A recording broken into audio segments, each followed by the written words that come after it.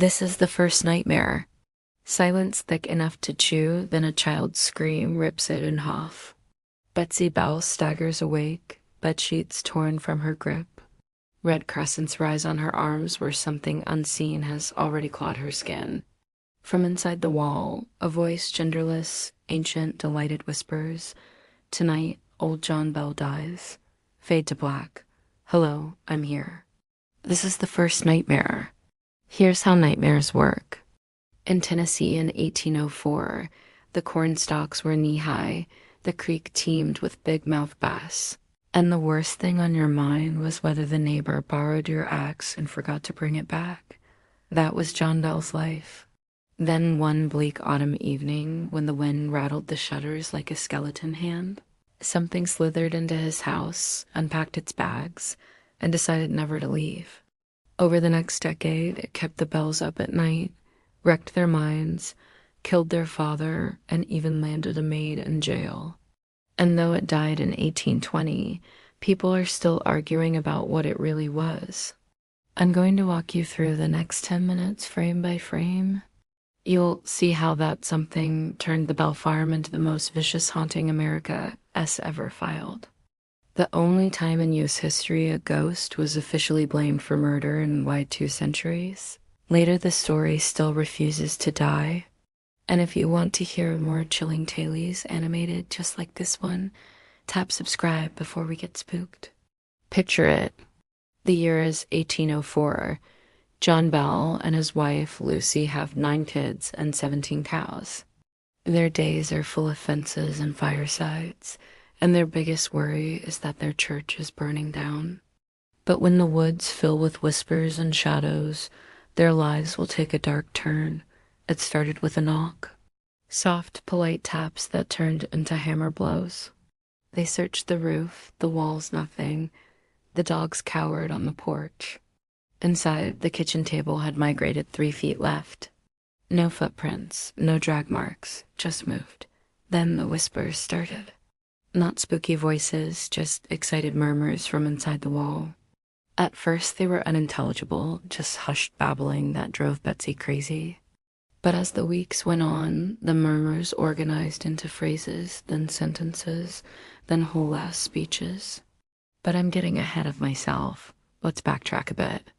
See, 6 months earlier, John Bell shot something in the cornfield. Jet black, built like a dog, head like a rabbit, except for its face. It looked like an old man's with cruel yellow eyes. He fired point blank.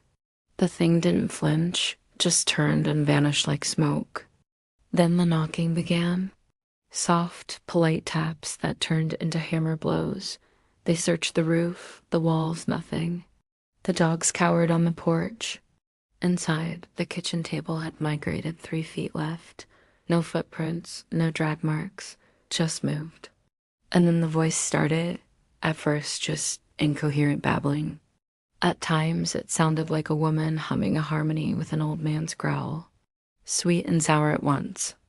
Other times, it rose to screams. Sometimes it quoted the preacher's sermon word for word. Once it pelted him with pins during the closing hymn.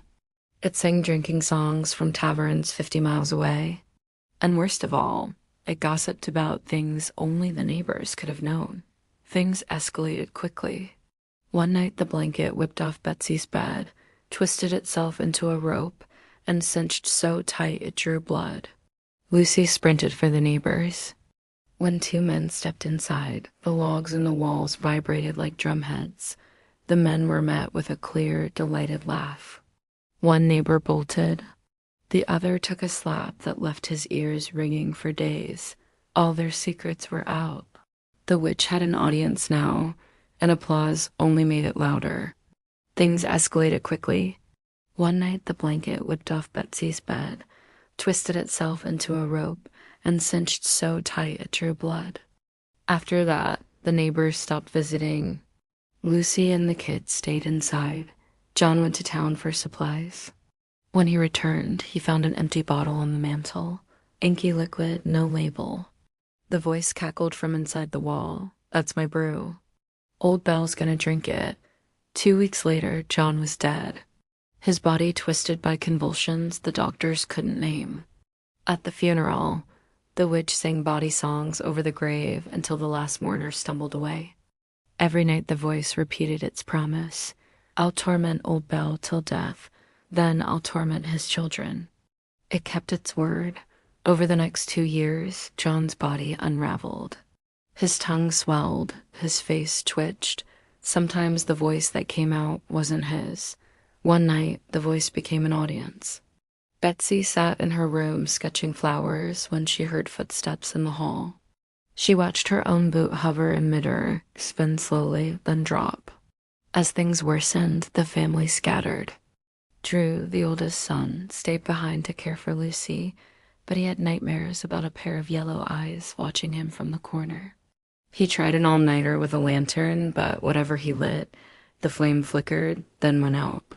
He tried matches, but they always fizzled. Finally, he lit his own boot and watched it drift toward the window, spin slowly, then fall. Everyone left. Eventually, only Betsy was left tending to her mother. It didn't help. The knocking packed its bags and followed them, louder, faster, like it was laughing. In 1818, the bells weren't alone anymore. People came from miles around to watch the witch do its thing. They saw skirts flip over ladies' heads, a brick flung at a state senator.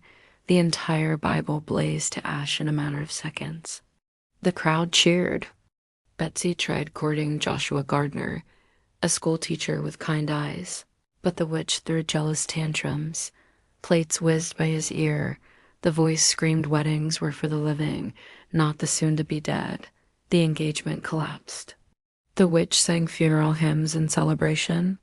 Over the next 2 years, Betsy's mother died, then Betsy herself fell sick.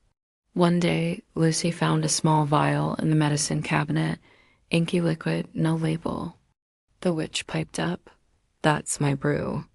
John's going to drink it."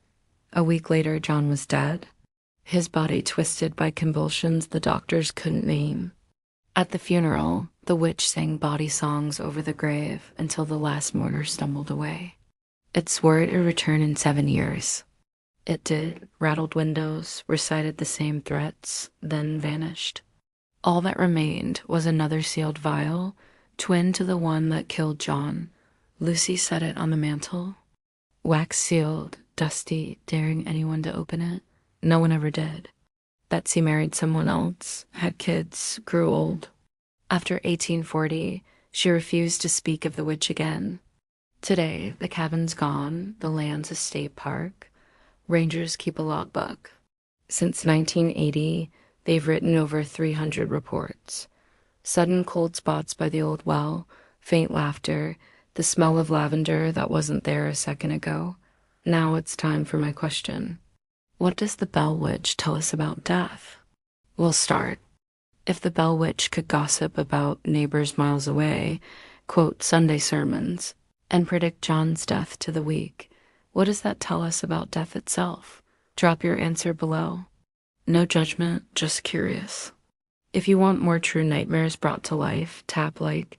New here? Subscribe. Next week, I'm animating the Enfield poltergeist, the one that scared London police into refusing midnight shifts. Until then, keep the lights on. Thanks for watching. See you soon.